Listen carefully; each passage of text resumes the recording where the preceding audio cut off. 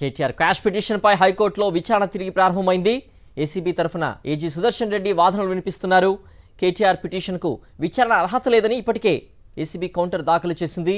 ఈ car race case విచారణ పురోగతి ఏంటని ఏజీని అడిగారు జస్టిస్ లక్ష్మణ్.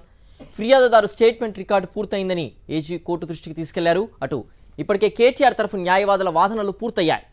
మరింత సమాచారం మా ప్రతినిధి వాసు అందిస్తారు. వాసు, కేటీఆర్ క్వాష్ పిటిషన్ విచారణకు సంబంధించిన పూర్తి వివరాలేంటి?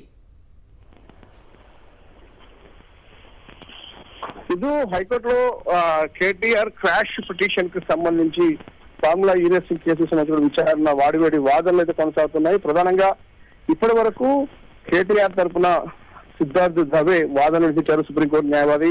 ప్రస్తుతం ఏసీబీ తరఫున కూడా అడ్వకేట్ జనరల్ వాదన వినిపిస్తున్న పరిస్థితి కనిపిస్తా ఉంది. అయితే ప్రధానంగా కూడా ఇప్పటి వరకు కూడా కేటీఆర్ తరఫున వాదనలు వినిపిస్తూ కూడా ఎక్కడ కూడా అవినీతి జరిగిందనడానికి ఎలాంటి ఆధారాలు లేవనే అంశాన్ని సిద్ధార్థ్ దవే చెప్పారు. మరోపక్క ఏసీబీ నమోదు చేసిన ఎఫ్ఐఆర్ లో కూడా ఎక్కడ కేటీఆర్ కు లబ్ధి చేకూరిన అంశానికి సంబంధించి ప్రస్తావన లేదు అన్న విషయాన్ని చెప్తా ఉన్నారు. ఇక ఇదంతా కూడా కేటీఆర్ కేవలం రేసింగ్ కి సంబంధించినటువంటి అనుమతులు మాత్రమే ఇచ్చాడు. నగదు బదిలీ అంశానికి సంబంధించినటువంటి హెచ్ఎండిఏ పరిధిలో ఉంటుంది. ఆ శాఖ ప్రిన్సిపల్ సెక్రటరీ ఉన్నటువంటి వ్యక్తికి సంబంధం ఉంటుంది. బ్యాంకు ఖాతా నుంచి నగదు బదిలీ చేసినటువంటి బ్యాంకులకు సంబంధం ఉంటుందన్న అంశాలు పలు అంశాలు ప్రస్తావించారు.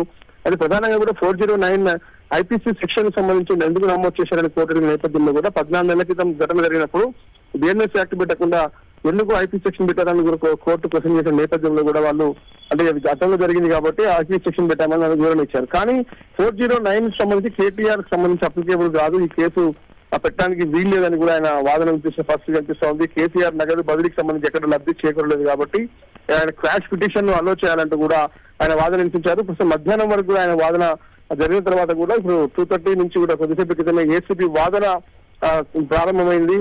నగదు బదిలీ ప్రొసీజర్ ఫాలో కాలేదని ఏసీబీ న్యాయవాది చెప్తా ఉన్నాడు. బిజినెస్ రూల్స్ పాటించకుండానే, ఆర్థిక శాఖ అనుమతులు లేకుండానే, ప్రభుత్వ అనుమతులు లేకుండానే నగదు బదిలీ చేశారు. దీనికి కేటీఆర్ అనుమతి ఇచ్చారు. కేటీఆర్ కు ఆదేశాలతో జరగ జరిగిందన్న అంశాన్ని ప్రస్తుతం ఏసీబీ తరఫు న్యాయవాది చెప్తున్నారు. అయితే న్యాయమూర్తి మాత్రం రూల్స్ కాపీ ఏముంది అనేది బిజినెస్ రూల్స్ కాపీని కూడా అడిగి తీసుకోవడం జరిగింది. దాంట్లో ఉన్నటువంటి రూల్స్ అండ్ రెగ్యులేషన్స్ ఏమున్నాయని కూడా కోర్టులో ప్రస్తుతం అయితే పరిశీలిస్తున్న పరిస్థితి కనిపిస్తుంది.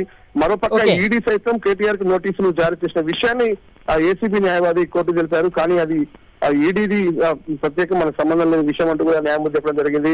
మొత్తానికైతే వాడివేడి వాదనలు కొనసాగుతున్నాయి. సుదీర్ఘ వాదనలు కొనసాగే అవకాశం ఉంది. ప్రస్తుతం ఏసీబీ తరఫున వాదనలు కొనసాగుతున్నాయి. కేటీఆర్ తరపు న్యాయవాది వాదనలు ముగిశాయి. మళ్ళీ తిరిగి ఆయన కౌంటర్ ఆర్గ్యుమెంట్ చెప్పే అవకాశం కనిపిస్తుంది. కానీ కేటీఆర్ గడువు అరెస్టుకు సంబంధించి నాటు అరెస్టు 31 అంటే ఈ రోజుతో ముగుస్తున్న నేపథ్యంలో కూడా కోర్టు పొడిగిస్తుందా లేదా అనేది మాత్రం కొంత ఉత్కంఠ కొనసాగుతుంది. మరి కాసేపట్లో కేటీఆర్ అరెస్ట్ అంశానికి సంబంధించి లేదా నాటు అరెస్ట్ విషయంలో కూడా మరి ఎగ్జెంప్షన్ ఇస్తుందా లేదా అనేది మరి కాసేపట్లో తేలే అవకాశం ఉంది.